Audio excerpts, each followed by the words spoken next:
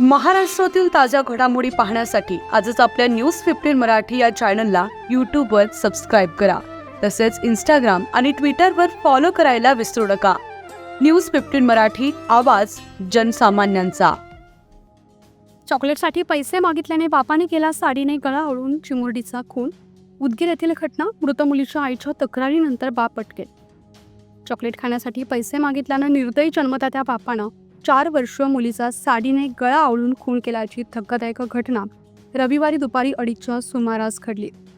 आरुषी बालाजी राठोड, वय वर्ष 4, राहणार भीमातांडा, तालुका उदगीर असं मृत मुलीचं नाव आहे. याबाबत अधिक माहिती अशी की मृत मुलीचा बाप हा नेहमी आपल्या पत्नीला मारहाण करून त्रास देत असल्यामुळे त्या त्रासाला वैतागून आपल्या मुलांसह माहेरी लिंबोटी, माळेगाव, तालुका लोहा, जिल्हा नांदेड येथे राहायला गेल्या होत्या. बालाजी राठोड यानं पत्नीच्या माहेरी जाऊन बायकोसोबत भांडण काढून 9 जुलै रोजी जबरदस्तीनं न ऐकता एकट्या आरुषी या मुलीला भीमतांडा येथे आणले. तेव्हापासून ही 4 वर्षीय मुलगी बापासोबत राहत होती. दरम्यानच्या काळात मुलीला आईजवळ सोड म्हणून नातेवाईकांनी सांगितलं तरी सुद्धा तो कोणाचे ऐकत नव्हता. रविवारी दुपारी मृत मुलगी आरुषी हिनं चॉकलेट खाण्यासाठी पैसे मागितले. या कारणावरून चिडलेल्या बापाने साडीने गळा आवळून फाशी देऊन चिमुरडीला ठार मारले. मृत मुलीची आई वर्षा व बालाजी राठोड, वय वर्ष 30, राहणार भीमतांडा, तालुका उदगीर यांच्या तक्रारीवरून उदगीर ग्रामीण पोलीस ठाण्यात कलम 103(1) भारतीय न्याय संहिता 2023 नुसार खुनाचा गुन्हा नोंद करून आरोपीला अटक केली आहे. न्यूज 15 मराठीसाठी असलम शेख, लातूर. वर्षा बालाजी राठोड, भीमा नाईक तांडा, तालुका उदगीर.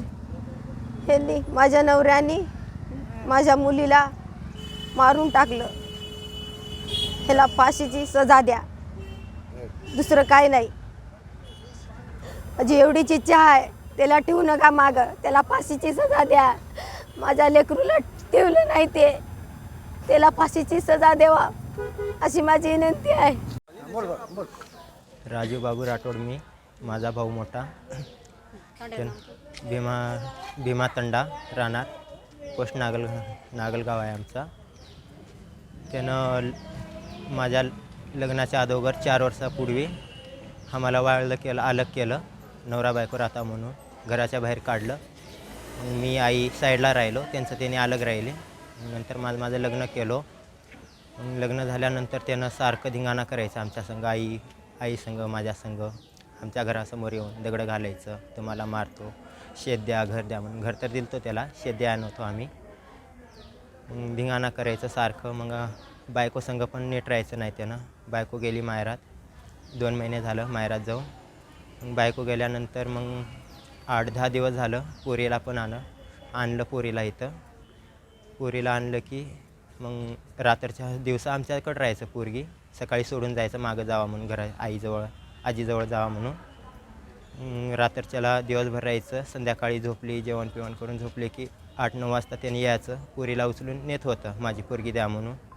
मग त्याच्या घरी त्याच्याकडं ठेवत होतं पोरीला ठेवल्यानंतर मग कानी ठेवणार म्हणून आम्ही बी काय तेवढं हे केलं नाही. मग रात्रच्याला पण कशाला पोरीला हे करेल ते करेल म्हणून मी उठून बघत होतो 2-3दा रात्रच्याला. बघितल्यानंतर मग रात्री पण बघितलं. रात्री पण थोडा बहुत बोललं मला त्रास. मी म्हणलं लेकराला सोड त्याच्या मायकडं म्हणून. मग त्यानं म्हणलं मी सोडणार नाही, मी फारकत देणार असं तसं. म्हणलं फारकत दिलास तरी लेकराला राहू दे, लहान लेकराचं पाप कशाला घेतो म्हणून म्हणलं की तू नाही दिलास तर मी नेऊन सोडतो त्याच्या आईजवळ असं म्हणलं. तर मग ऐकलं नाही. तसं गेलं त्यानं. सकाळी उदगीरला आल्यानंतर आणि घरी गेलं. मग आई नव्हती घरी. लेकराला घेऊन बाजूचे बघितले. लेकराला घेऊन घरात लेकराला फाशी दिला.